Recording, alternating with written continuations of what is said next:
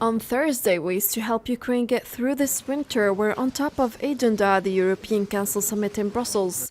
Ukrainian President Volodymyr Zelensky urged European Union leaders to approve the aid his country needs nearly 10 months into the war.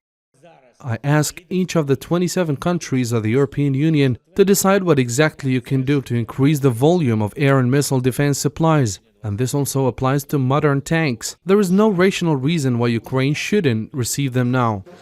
Fresh sanctions on Moscow have been held up by disagreements over whether the EU should make it easier for Russian agricultural products and fertilizers to pass through European ports. Polish Prime Minister accused the EU of blackmailing his country by linking the tax plan with aid for Ukraine. Support for Ukraine. Support for Ukraine is not only a moral issue, it's a geopolitical pivotal moment, and we should not blackmail other countries with this aid for Ukraine. This is what some countries are trying to do. Germany and other countries, including France and the Netherlands, were calling for adjustments as restrictions pose a food security threat to developing countries. Arriving at the EU summit in Brussels, Emmanuel Macron said the leaders would discuss their response to the US President Joe Biden's Inflation Reduction Act, which triggered fears it could disadvantage EU-based companies and tempt businesses to relocate to the United States.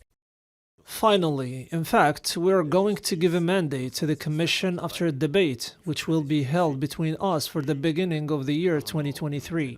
In any case, that is what France is defending, so that we can have a European response to the Inflation Reduction Act, the famous American IRA, which goes through debates on exemptions. Also overshadowing the summit was the corruption scandal in the EU Parliament. As of today, I am putting together a wide-ranging reform package to be ready in the new year.